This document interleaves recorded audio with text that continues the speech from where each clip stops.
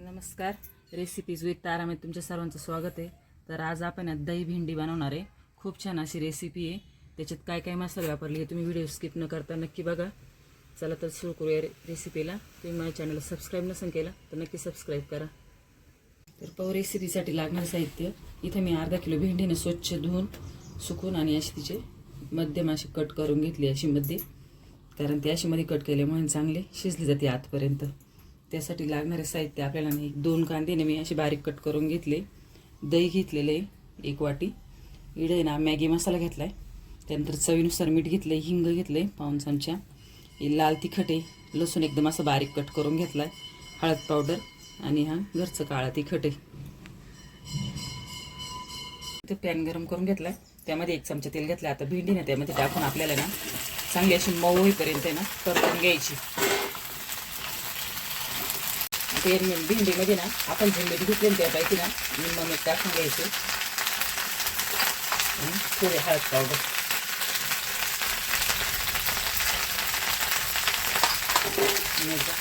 चांगलं मिक्स करून घेऊ. आपली भेंडी परतून राहिली तोपर्यंत आहे ना आपण आपल्याला दही मसाला तयार करून घेऊ. त्यामध्ये काळा तिखट घालून घेऊ, हळद पावडर, लाल तिखट आणि मीठ. हे चांगलं आहे ना मिक्स करून घ्यायचं आपल्याला.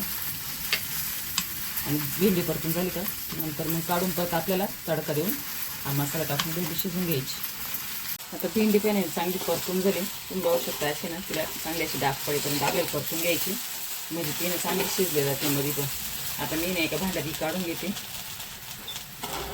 त्याच भांड्यामध्ये ना 2 चमचे तेल घालून,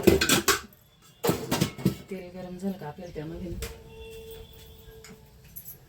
जिरे टाकून घ्यायचे, अर्धा चमचा जिरे परतून झाले का मग लसूण घालून घेऊ आणि कांदा पण टाकून घेऊ आणि कांदा आणि लसूण चांगलं परतून घेऊ. मग मसाले घालू.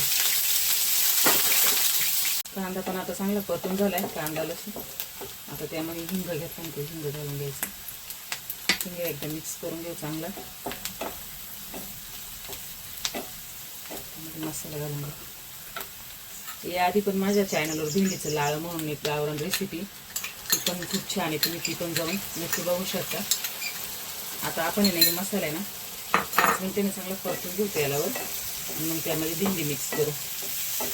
तर मसाला पण खूप छान असा परतून झाला, तुम्ही बघू शकता. कलर पण खूप छान आला. आता यामध्ये आपण ही भेंडीनं फ्राय करून घेतो, ती घालून घेऊ. आणि याबरोबर आहे ना 5 मिनिटांनी आपल्याला भेंडी यामध्ये ना शिजवून घ्यायची. तर आपली दही भेंडी तयार झाली. आता सगळ्या शेवटी त्यामध्ये आपण मॅगी मसाला घालून घेणार आहे आणि मिक्स करून द्यायचं. झाली आपली भेंडीची भाजी तयार.